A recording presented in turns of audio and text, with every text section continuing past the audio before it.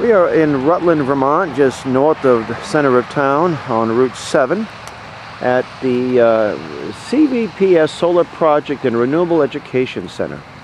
And here you see, folks, is the wave of the future if we are not successful in defeating the Agenda 21.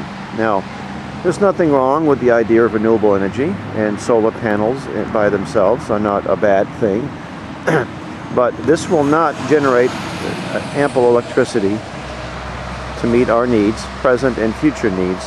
And you see, this is just a little patch of land here, but you see these big ugly panels and how much energy it takes, how much land it takes just to make these have the room available.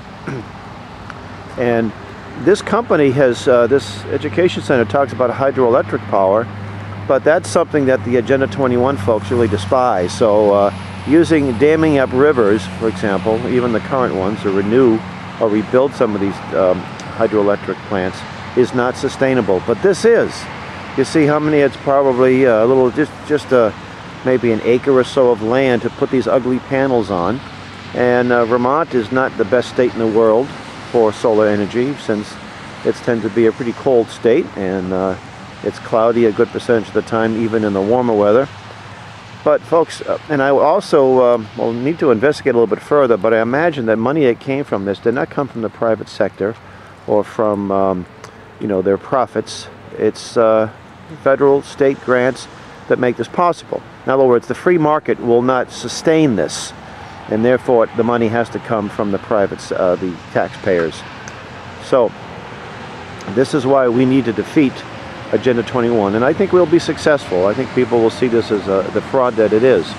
That while there's nothing wrong with using alternative sources, to think that this is going to be the way for the future, that Rutland is going to have nothing but, surrounding Rutland is going to be nothing but these solar panels, is almost ridiculous.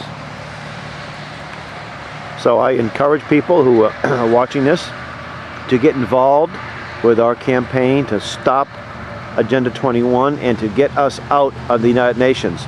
Interesting point too, in Vermont they're very proud of their heritage, their rugged individualism, and they look at certain people who aren't from Vermont as flatlanders.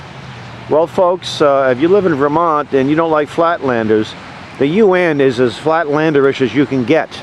They don't believe in individualism, they don't believe in freedom, and they're not really interested in your beautiful mountains and your hills either. They're interested in power and control.